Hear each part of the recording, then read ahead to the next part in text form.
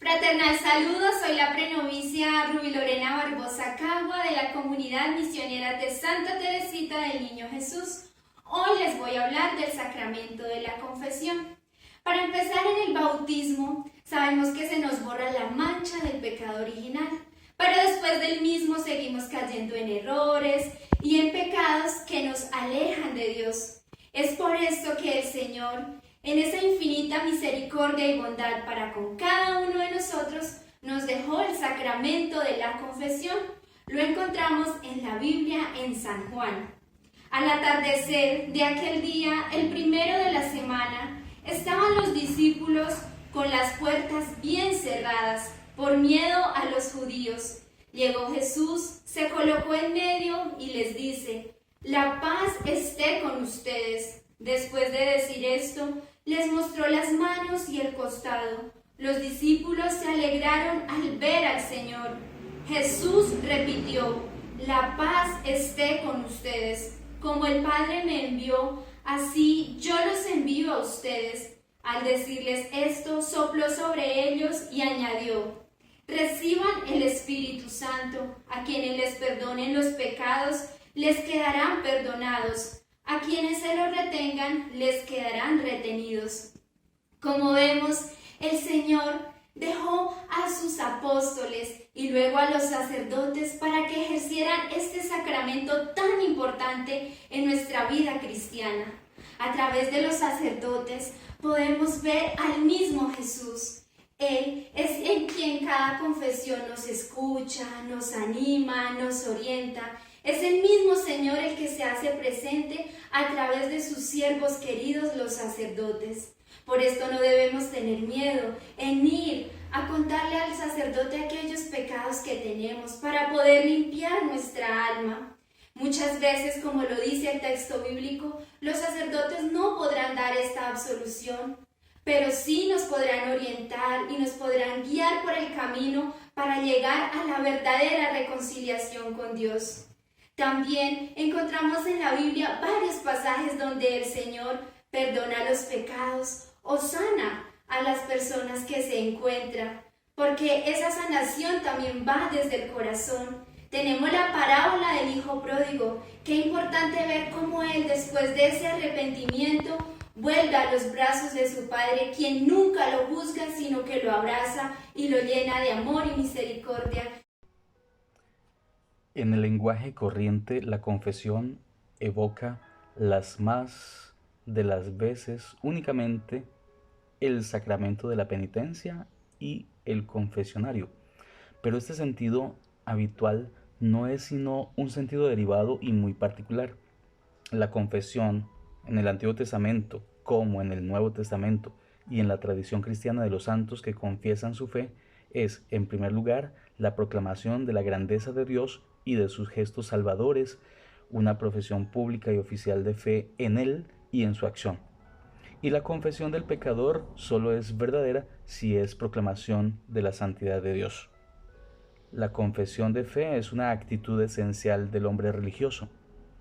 No está necesariamente ligada con un conocimiento distinto y con una enumeración completa de los gestos de Dios, sino que implica, en primer lugar, una actitud práctica de abertura y de acogida para con sus iniciativas, como en el caso del sacerdote Elí, que reconocía a la vez el pecado de sus hijos y la grandeza de Dios.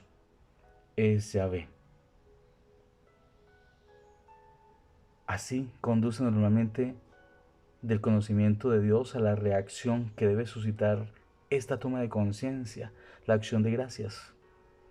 Es la justificación y la expresión pública de la acción de gracias y de la alabanza. Así como estas, la confesión va directamente a Dios, a diferencia del testimonio que, aunque también tiene por objeto los gestos de Dios, va dirigido en primer lugar a los hombres.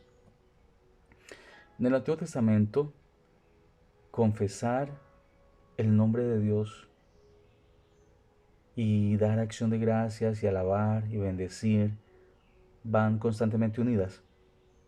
Tienen como punto de partida las obras de Dios. La descripción de los hechos es el elemento central de la confesión. Las fórmulas más antiguas son breves. Fueron utilizadas como títulos dados a Dios en el culto. Yahvé es primeramente el que hizo salir a Israel del país de Egipto, que es la fórmula más propagada, y es también el Dios de los padres. Más tarde es designado como el que juró dar la tierra a sus padres. Finalmente se acaba por detallar la historia de la salvación.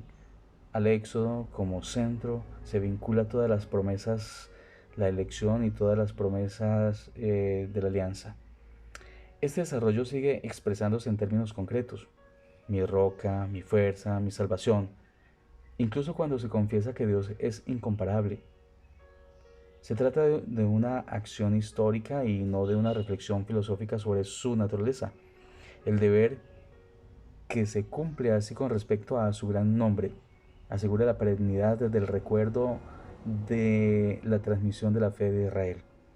El judaísmo precristiano es fiel a esta tradición.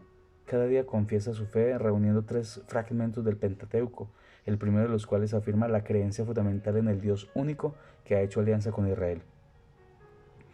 Ahora, la confesión de los pecados significa en profundidad que toda falta es cometida contra Yahvé, incluso las faltas contra el prójimo. El pecado pone obstáculo a las relaciones que quiere Dios establecer con el hombre.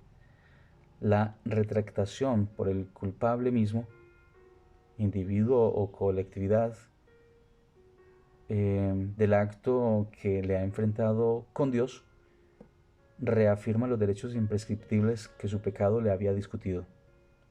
Una vez restaurados estos derechos, que reposan en particular en la alianza, cuya iniciativa había tomado Dios, se concede el perdón y se pone fin a la ruptura que sume al pueblo entero en la desgracia.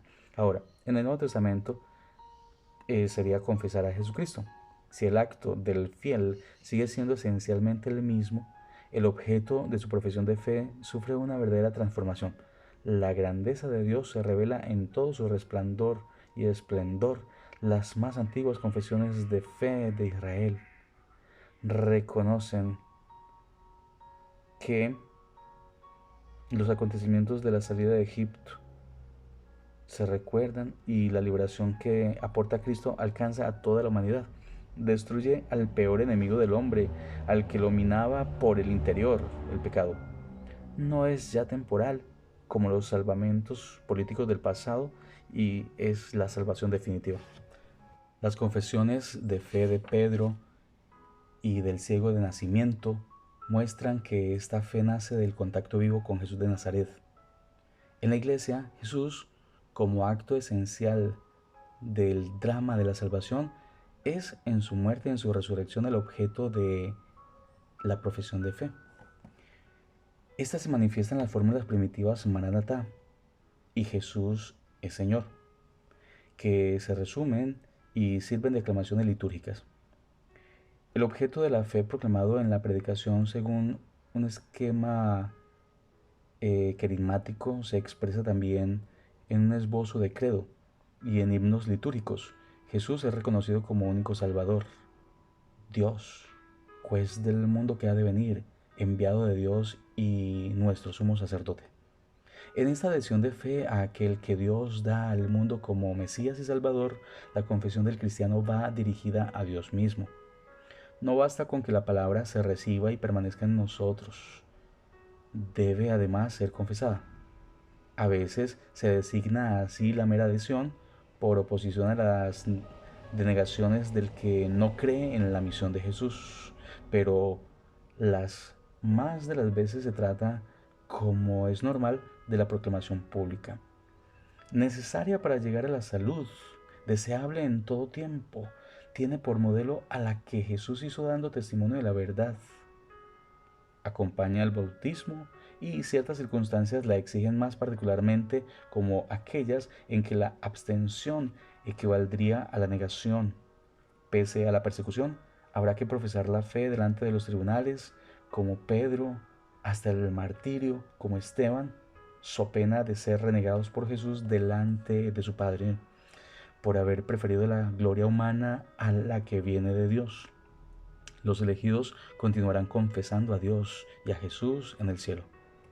Como toda confesión auténtica, la resonancia en el hombre de la acción de Dios y se remonta hasta Dios es producida en nosotros por el Espíritu de Dios, particularmente la que Él mismo suscita ante los tribunales perseguidores. Ahora, la confesión de los pecados. La confesión de los pecados a un sacerdote en la forma actual no está demostrada en el Nuevo Testamento. La correcta o la fraterna corrección y la munición de la comunidad tienen por objeto, en primer lugar, hacer reconocer al culpable sus yerros exteriores. La confesión mutua que invita a Santiago 5:15 se inspira quizá en la práctica judía y 1 Juan 1:9 no precisa la forma que debe tomar la necesaria confesión de los pecados. No obstante, la confesión de los propios pecados es siempre signo de arrepentimiento y condición normal del perdón. Los judíos que se dirigen a Juan Bautista confiesan las faltas. Pedro se reconoce pecador, indigno de acercarse a Jesús, y Jesús mismo, al describir el arrepentimiento del hijo pródigo, hace intervenir en él la confesión del pecado. Esta confesión, expresada con palabras por Zaqueo, como gestos por la pecadora, o también por el silencio de la mujer adúltera que no se defiende, es la condición del perdón que otorga Jesús. Tal es el punto de partida de la confesión sacramental.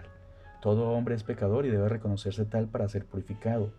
Sin embargo, el reconocimiento de su indignidad y la confesión de los labios sacan su valor del arrepentimiento del corazón. Por tanto, es vana la confesión de Judas. Así, bajo las dos alianzas, el que confiesa su fe es en el Dios que salva, como en el que confiesa su pecado, uno y otro quedan liberados del pecado por la fe. En ellos se verifica entonces la palabra que dice, tu fe te ha salvado.